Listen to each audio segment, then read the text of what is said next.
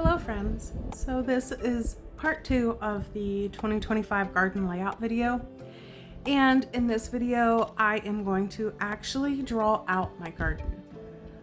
So every year when I plant my garden, I like to put it in a notebook so that I know where I planted everything, mainly to make sure that I have enough room for everything that I want to plant.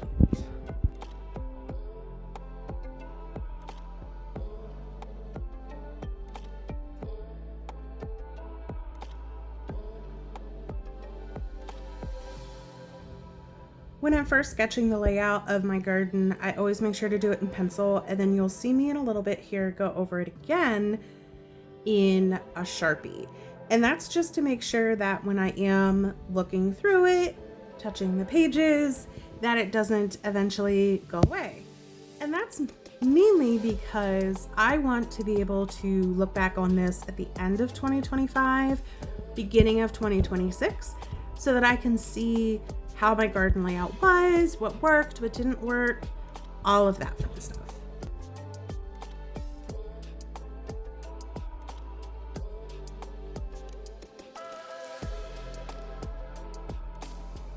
And if you're wondering that this garden looks like it might be very big, it is.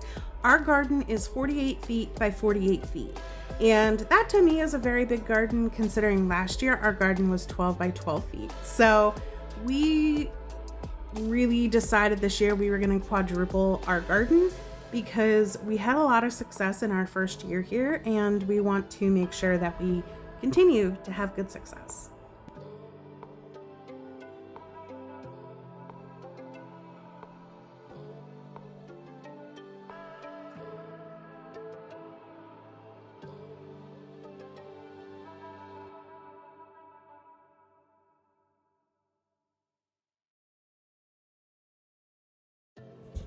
What I'm labeling here is directional. So the top one is the direction of our house, and the bottom one is where the shed is. That way I have a good idea of direction when I'm looking at my layout versus when I'm in the actual garden.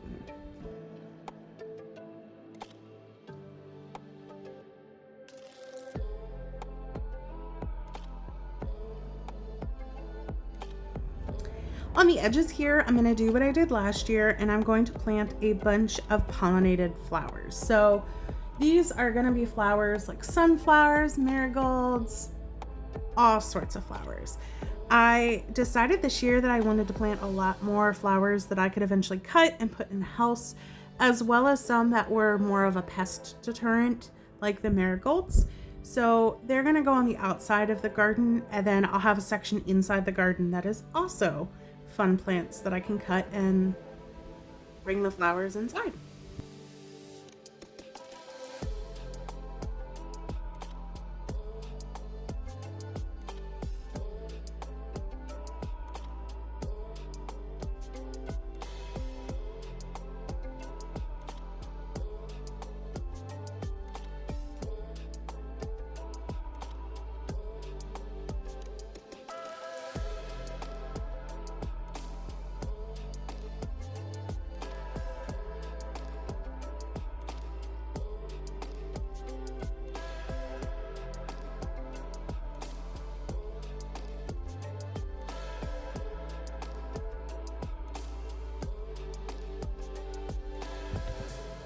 Now I'm going to start laying out a couple of my rows. And when I do this, I try to be mindful of the width in which I draw it to try to make it so that when I do put it in the garden, it is similar in width. And I also try to, when I draw it in here, make sure that I also plan for pathways in between each row. And that's just to make things easier, like weeding and eventually picking whatever we grow. It just makes it a lot easier.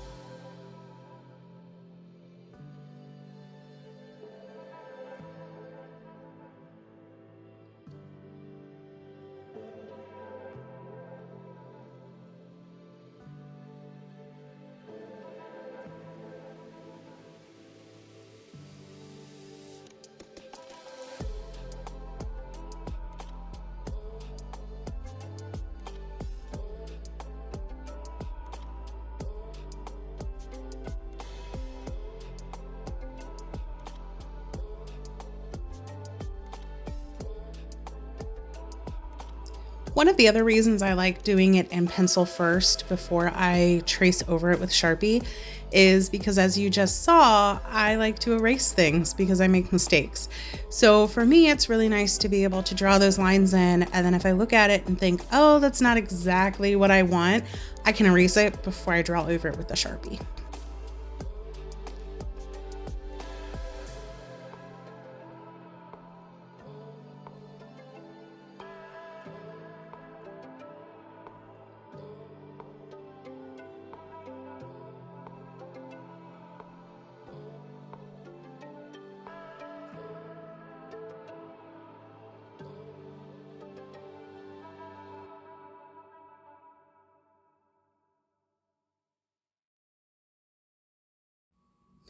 Here I had to take a pause because I had to think about exactly what I wanted to do from this point out. I knew that I wanted to have X amount of rows, which I'd already drawn in, and I decided what I would do was make them boxes, basically, so that I could write inside the boxes what each row would be, and then the openings would be the pathways in between each row.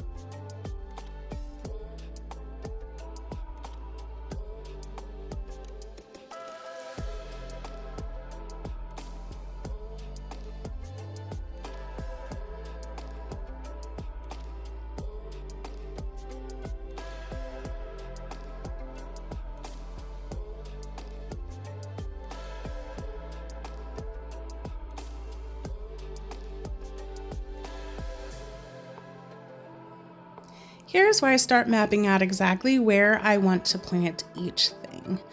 And the nice thing about this was I already kind of had an idea going into drawing my garden this year, how I wanted to have it laid out and where I wanted to specifically plant things based upon the amount of sunlight that they get and where the water tends to pool the most. So one of the very interesting things about where we live in Eastern Virginia, and we have a lot of swamp. Our front yard is actually mostly a swamp, and our backyard is very wet sometimes. So we actually had to put in a French drain to our garden because last year there were areas of our garden that were a little more wet than others. So we always have to take into consideration with that what we're going to do in terms of water and drainage and making sure our plants don't drown. So that's why I kind of already knew going into this where I wanted to put certain things and exactly how I wanted to lay out the garden. So I started out by writing things in, and then I decided, I probably should make some more rows because I don't think I have quite enough rows. And in a minute here, you'll see me use some whiteout because I did make a mistake. And that's why I don't suggest doing it in Sharpie first. Do it in pencil. But I wanted to brave it and did it in Sharpie. So then I had to white it out.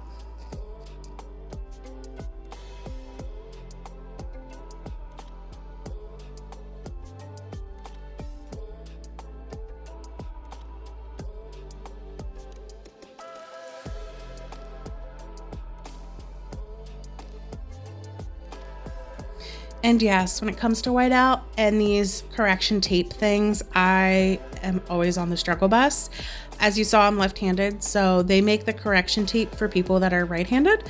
So I have to turn it over, flip it around, and use it that way. And 9 times out of 10 when I do that, I always mess up the correction tape. So that's why I have to like wipe it off, do it again, wipe it off, do it again. It's a rinse and repeat situation for me.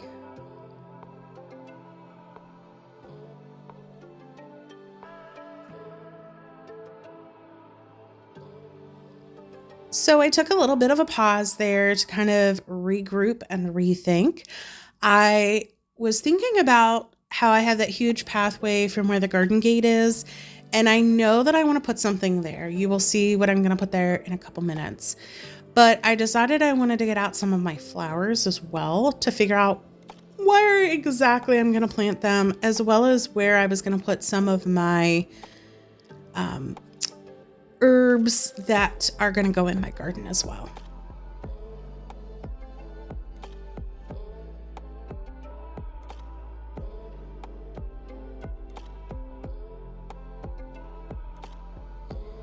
I'm a very creative person. And so this part of gardening where I'm like laying out my garden and I'm designing how I want it to look is really one of the more fun things for me. I also, of course, love planting and growing and watching my things grow and harvesting, but I also really enjoy the creative part of it, of being able to lay out how I want my garden to look. And this is something that I've always enjoyed doing. I love drawing out landscapes and figuring out where gardens are gonna go and walkways and pathways and things like that. So that is something that brings me a lot of joy and I really enjoy doing it. So that's probably why I like doing this method. I have actually in the past done garden layouts on the computer. There are several different landscaping apps that you can use to do it, and I've done it on that. And I really like doing that just because it's clean and crisp, but the creative part of me really also likes drawing it out and having fun figuring it out with pen and paper where things are going to go.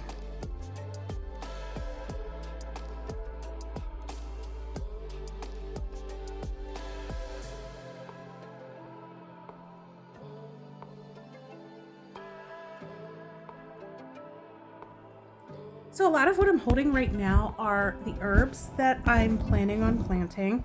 A lot of my herbs are actually being planted in pots or long plastic pots, but there are a few things that I am planting out in the garden this year, like bunching onions, some mint, some lavender, just to see what grows. And I think I'm also planting echinacea outside as well, but that is more so echinacea flower. So I'm planting that for the blooms.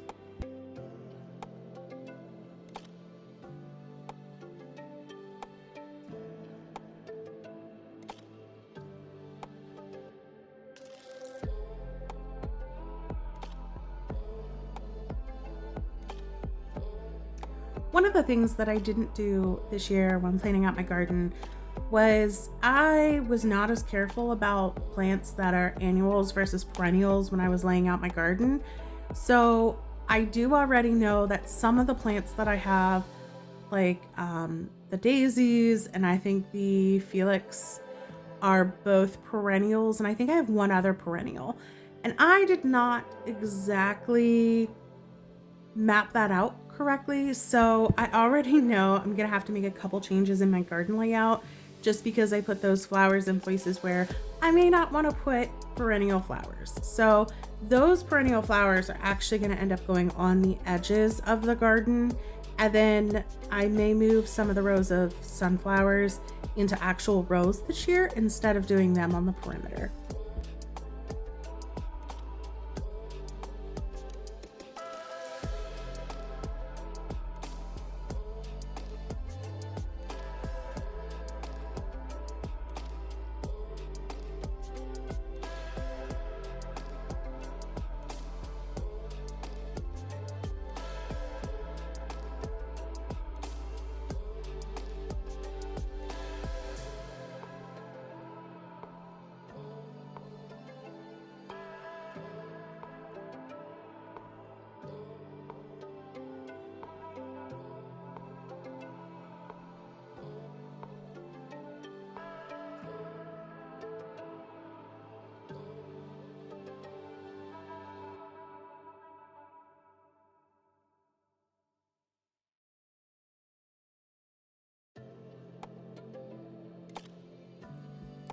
So now I'm getting into the fun part. I am terrible at drawing circles.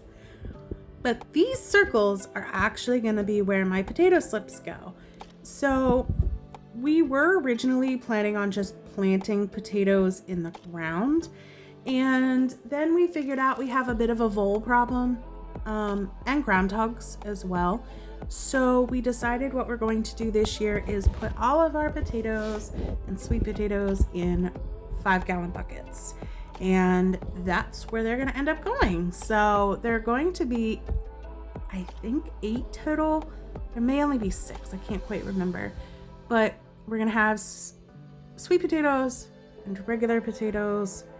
And hopefully they will be a success. I've never actually planted potatoes of any variety before. So I'm really looking forward to seeing if they grow and how they grow.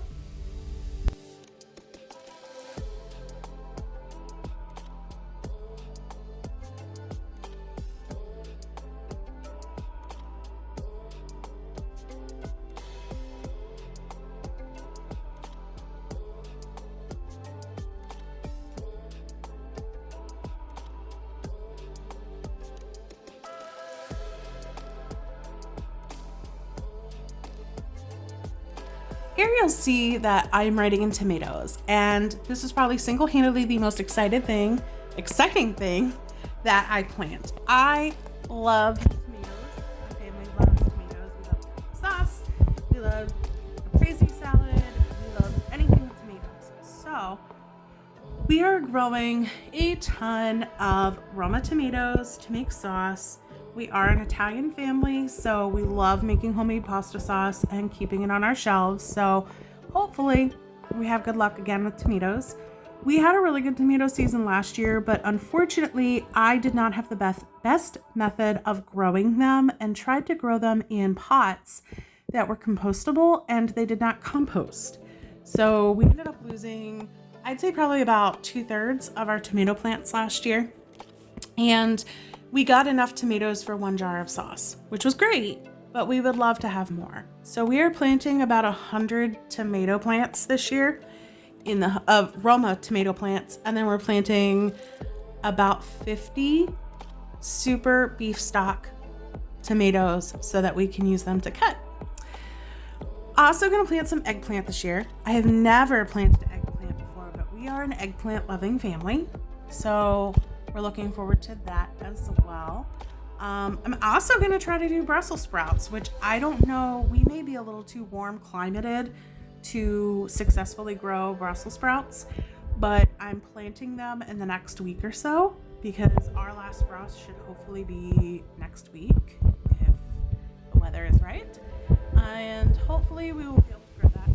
I will say I have not been successful at growing anything leafy like lettuce because it's been too hot. So I am hopeful that I can get some Brussels sprouts grown, but we will see. Time will tell.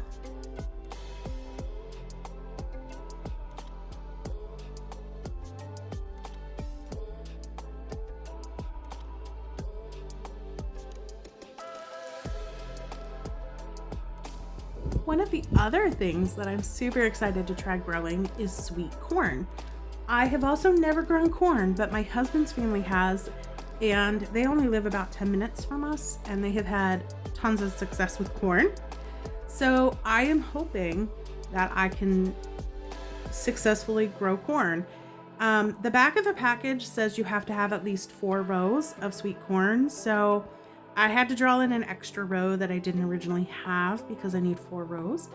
And I am hopeful that we can get some corn this year. That would be really awesome since we've never successfully had corn.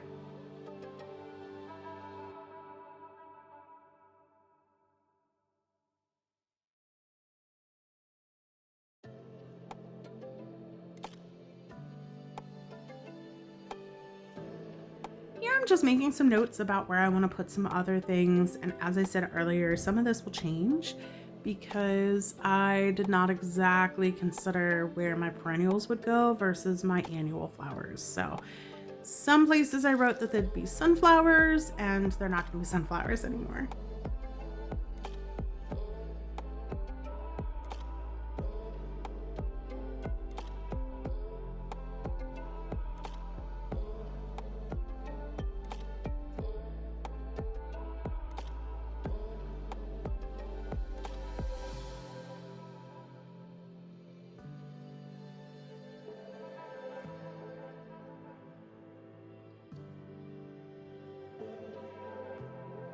One of the things that I'm going to try doing this year that I didn't do last year is I'm going to try to grow some things together that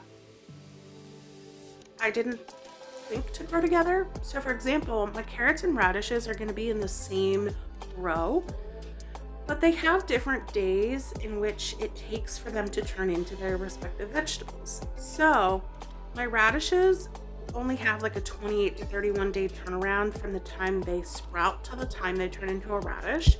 So I will be pulling those, but my carrots won't be ready yet.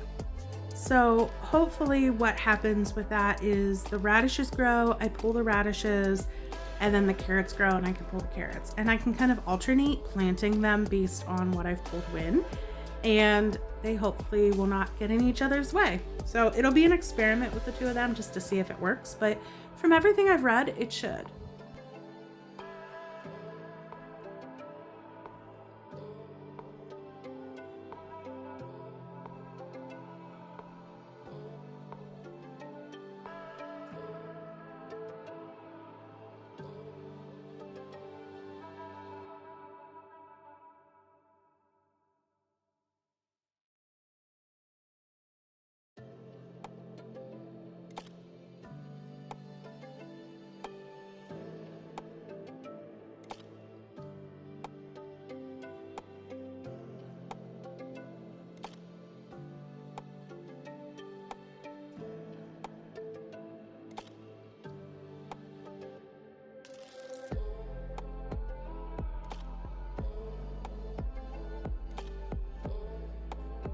So now I'm just kind of figuring out what seeds I have left, what I need to plant where, and kind of looking at it, making sure I have everything listed, figuring out if I want to move things around.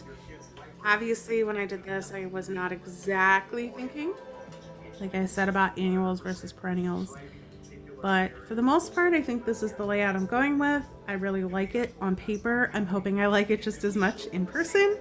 And I'm really, really excited to get out there and really start, getting going in the garden this year, because I'm really looking forward to being out there gardening and then being able to harvest and have our own food.